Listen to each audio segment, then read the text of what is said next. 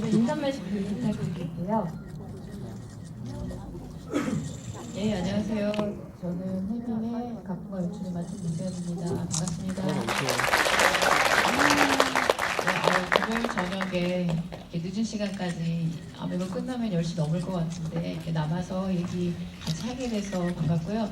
하여튼 금요일 저녁 저희 영화 선택해 주셔서 감사하고 좀 재미있는 시간 됐으면 좋겠습니다. 감사합니다. 안녕하세요. 저는 제 영화 헤빙에서 성군 역할을 맡은 김대명입니다. 반갑습니다. 이렇게 그 늦은 시간에 저희 영화 선택해 주셔서 우선 감사드리고요. 게다가 금요일인데 게다가 또 끝나고 가지도 못하시고 저희와 함께 대화를 하시려고 남아 계셔서 너무나 감사드리고, 또 많은 궁금하신 것도 계시고 또 궁금하신 것도 있고 그러실 텐데 편하게 질문해 주시면 저희가 더 불편하게 대답해 보도록 하겠습니다. 여러분 감사드립니다. 네, 안녕하세요. 변승훈 역할을 맡은 조정입니다. 시간이 그렇게 많지는 않을 것 같은데 어쨌든 빨리 끝내고 소주 한잔 하시든가. 토요일이고 그러니까. 저도 지금 약속이 있어가지고 좀 빨리 가고 싶어요. 농담입니다. 저는 재미나게 얘기를 했습니다. 화장실 다녀오셔야 되잖아요. 예. 편안하게 오시기만 하시면 돼요. 예. 아무튼 재밌는 시간 가졌으면 좋겠습니다. 예. 먼저 감독님께 질문을 드려야 될 것 같아요. 영화에 대한 이 뜨거운 관심을 반영하듯이 결말 부분에 대한 관객분들의 토론이 굉장히 뜨거워요. 영화를 이렇게 검색을 하면 가장 먼저 뜨는 연관 검색어가 결말일 정도로 많은 분들이 뜨거운 반응을 보여주고 계시는데 감독님께서 한 말씀 해주신다면 어떨까요? 해석을 두고 되게 의견이 분분하거든요. 어떤 결말에 그래서 누가 범인이냐, 어디가 환상이냐 여러 가지 부분에서 관객분들이 토론을 즐겨 하시더라고요. 네. 근데 사실 맨 마지막에 너무나 적나라하게 보여드리지 않았나요? 네, 심하다 싶을 정도로 적나라하게 답을 맞춰드린 거라고 생각하는데 왜 그렇게 얘기가 나올까요? 근데 단순히 승훈의 처를 누가 죽였냐는 건 의견이 분분하진 않으실 것 같고요. 그러면 그건 이제 보신 대로입니다. 안 보여드리고는 했지만 결국은 다 보여드렸기 때문에 승훈의 처를 누가 죽였냐는 건 여러분이 보신 대로 정노현이 죽인 게 맞고요. 그리고 또 뭐가 결말에서 토론이 많이 될까요? 그래서 그 머리는 누구의 머리냐라는 말도 많았고요. 이게 시점이 이동하고 환상과 왕상을 왔다 갔다 하다 보니까 관객분들이 그거를 쫓아가시다 보면 마지막에 이렇게 친절하게 설명해 주시는 흐름에도 불구하고 너무 빠져있다 보면은 여기서 나도 되게 그 망상에 같이 빠진 것처럼 헷갈려 하시는 분들이 있으시더라고요. 제가 감상평을 찾아보니까. 그래서 아마 그런 얘기들이 나왔던 것 같은데 그중에 이제 이상하게 들릴 수도 있겠지만 너무 친절해서 과도하게 친절한데 난 심리 스릴러 그래서 굉장히 마음의 준비를 많이 하고 오게 되잖아요, 그죠?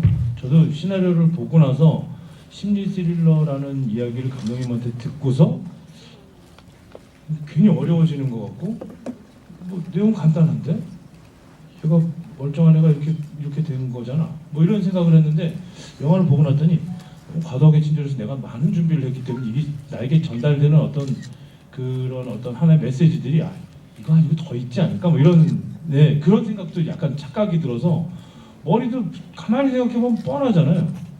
그런데 내가 마음에 어떤 준비를 하고 나중에 영화가 끝나고 나서 이 영화를 소화시킬 시간에 돌이켜보면은 너무 많은 정보들이 있어서 이게 과연 정말 맞나 싶을 정도의 착각이 약간 드는 그래서 그런 정보가 있었던 것 같아요. 근데 사실 그냥 따라가시면 되는데 이게 아닐 거야라고 생각하셔서 그런 것 같아요. 그 맨 뒷부분에 그러니까 영화에서 이제 시점이 변환되는 부분이 있잖아요. 그러니까 승훈이가 차에 그 치이는 그 순간 이전까지는 이제 승훈이의 시점으로 이야기를 보는 거고 그 이후가 이제 말하자면 객관적 시점의 얘기들이 진행되는 건데 물론 중간중간 진술들에 있어서 자기에게 유리하게 진술하는 부분은 있지만 그래서 머리라는 부분도 그 전까지 이제 머리를 보고 그 있다. 분명히 승훈의 냉장고 안에 머리가 있는데 자기가 밑에 있는 데 대해서 가져왔다는 거는 환상인 거고 나중에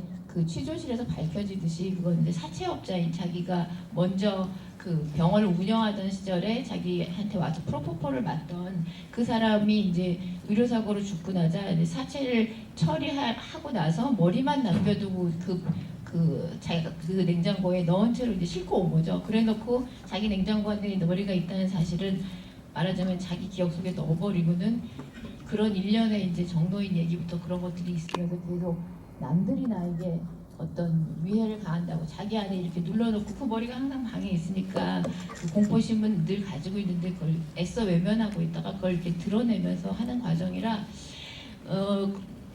뭐 제가 볼 때는 뒷부분에 있는 그 말하자면 다른 사람들의 진술 부분이 객관적인 시점인 거죠. 그러니까 실제로 있는 사실.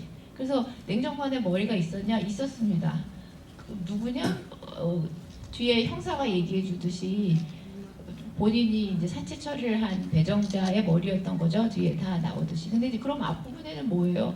그건 자기가 머리를 넣어놓고서는 이제 자기가 죄를 지은 건 이제 은폐시키고 그런 식으로 이제 그걸 이제 잊고 싶었는데 노인의 그 얘기로 끄집어내져서 자꾸만 망상에 시달리는 과정을 이제 보여준 거고요.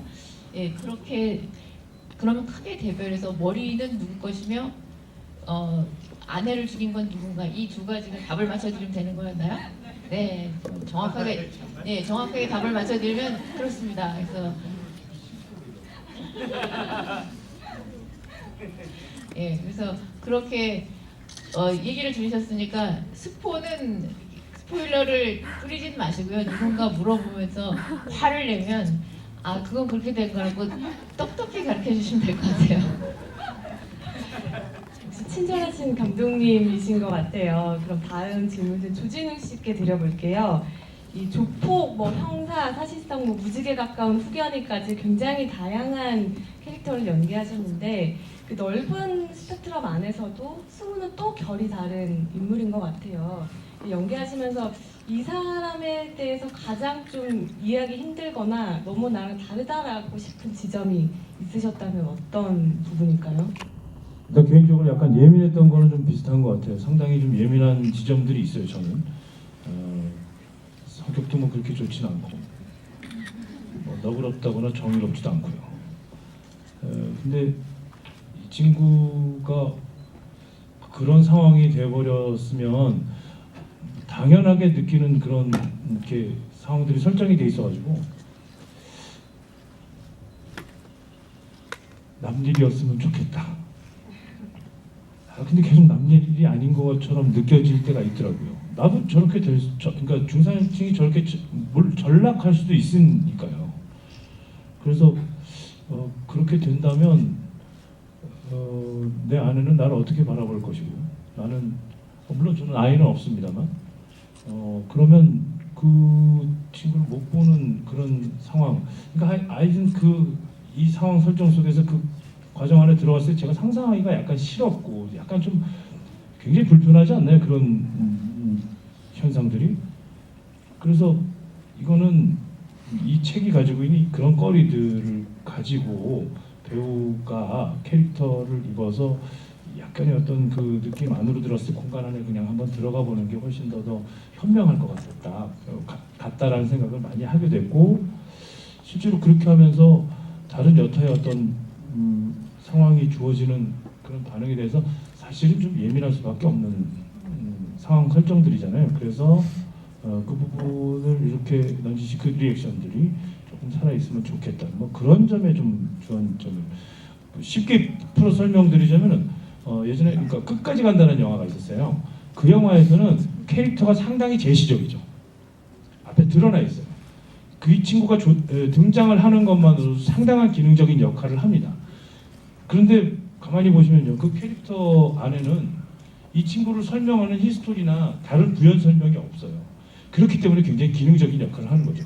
반면에 변승훈이라는 인물은 그럴 수가 없는 상황만 주어져 있고 이 사람의 어떤 인물의 심리가 어떻게 흘러갈지에 대해서는 저도 어떻게 연기를 할지를 잘 모르니까 그것이 엮어졌을 때 물론 관통선은 있고 거기에 대한 뭐 플러스는 있습니다만은 그 안에서 이 사람의 어떤 심리들이 어떻게 변형되어야 될지 실제로 작업을 하는 과정 속에서 어떤 콘티넨트가 이렇게 있을 때 그 안에서 그렇게 작용이 안 되는 경우도 있었어요. 배우로서는 굉장히 독특한 경험이었고 그것을 표현해낼 때는 상당히 신명납니다. 그래서 되게 재밌게 놀았었던 작업이 아니었나. 그 판을 뭐 감독님께서 이렇게 깔아주셨지만요. 대명 씨는 어떻게 생각하시나요? 굉장히 재밌었죠. 네, 굉장히 재밌었습니다.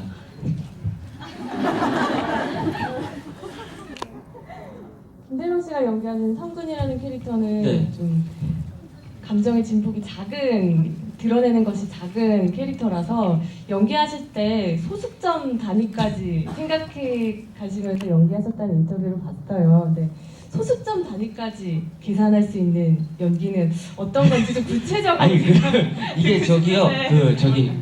그게 그런 얘기가 아니었고요. 제가 근데 그 소수점이 시옷 받침인가 아니 아무튼 그런데요. 제가 다른 게 아니고 그렇게 표현한 거는 이렇게 저희 형님이십니다.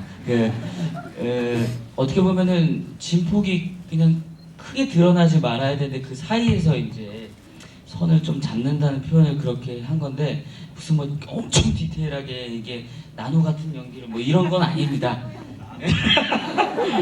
나왔습니다. 아이고 주여. 근데 그런데요 이게 그냥 쉽게 말해서 캐릭터가 화를 내면 그냥 크게 화를 낼 수 있고 또 뭐 눈물을 흘리면 크게 눈물을 흘릴 수 있는데 우리 영화 자체도 그렇고 제 캐릭터가 그거를 이렇게 안으로 먹는 부분들이 많이 있었어요. 드러나야 될 때를 좀 정확하게 드러내야 되는데 그게 이렇게 크게 이렇게 왔다 갔다가 아니고 그 안에서 미묘하게 작용을 해야 되기 때문에 그런 연기를 하려고 이제 많이 노력을 했습니다라는 뭐 이야기죠. 뭐 이렇게 소수점 단위로 어떻게 하겠어요 그런 거를 여기까지입니다.